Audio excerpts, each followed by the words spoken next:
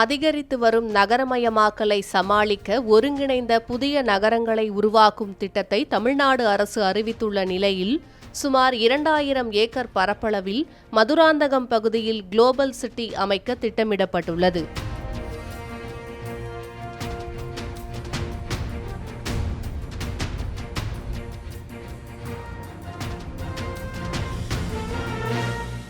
இந்தியாவில் உள்ள பெருநகரங்களில் போக்குவரத்து நெரிசல், சுற்றுச்சூழல் பாதிப்பு, உள்கட்டமைப்பு, மக்கள் தொகை பெருக்கம் என பல்வேறு பிரச்சினைகள் நீட்டித்த வண்ணம் உள்ளன.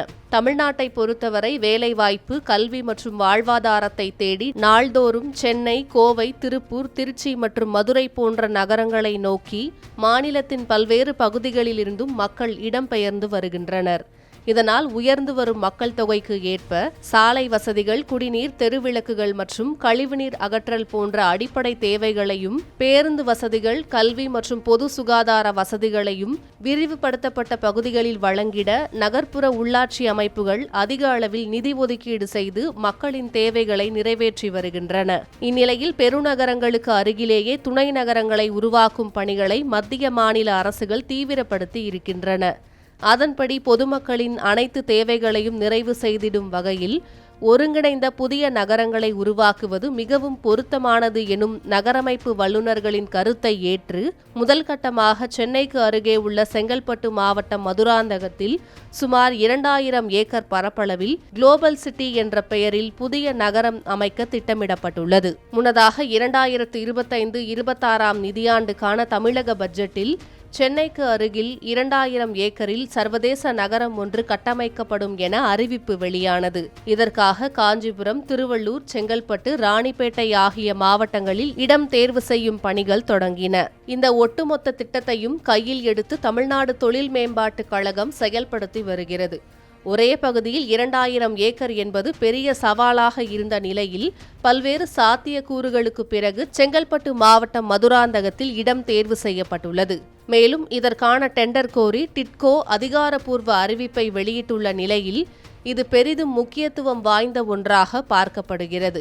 இடம் தேர்வு விஷயம் தொடர்ந்து இழுபறியான நிலையில் சமதளமாக நகர்ப்புற உள்கட்டமைப்பு வசதிகள் மேம்பாட்டிற்கு உகந்த பகுதியாக மதுராந்தகம் அடையாளம் காணப்பட்டுள்ளது. இங்கிருந்து பொது போக்குவரத்து வசதிகள் மிகவும் எளிதாக கிடைப்பது மிகப்பெரிய சாதகமாக பார்க்கப்படுகிறது. இப்பகுதியில் குளோபல் சிட்டி திட்டத்தின் கீழ் மிகப்பெரிய தகவல் தொழில்நுட்ப பூங்காக்கள், ஃபின்டெக் வர்த்தக மண்டலங்கள், ஆராய்ச்சி மற்றும் மேம்பாட்டு மையங்கள், உயர் தொழில்நுட்ப நிறுவனங்கள், வங்கிகள், காப்பீட்டு நிறுவனங்கள் உள்ளிட்டவை வரவுள்ளதாக தெரிவிக்கப்பட்டுள்ளது. கல்வி நிலையங்கள், அரசு மற்றும் தனியார் மருத்துவமனைகள், ஷாப்பிங் காம்ப்ளெக்ஸுகள், வர்த்தக மையங்கள், மாநாட்டு கூடங்கள், பல்வேறு நிறுவனங்கள் ஒரே இடத்தில் செயல்படும் வகையிலான கோவொர்க்கிங் ஸ்பேஸ் ஆகியவையும் இதில் இடம்பெறும் என்று கூறப்படுகிறது.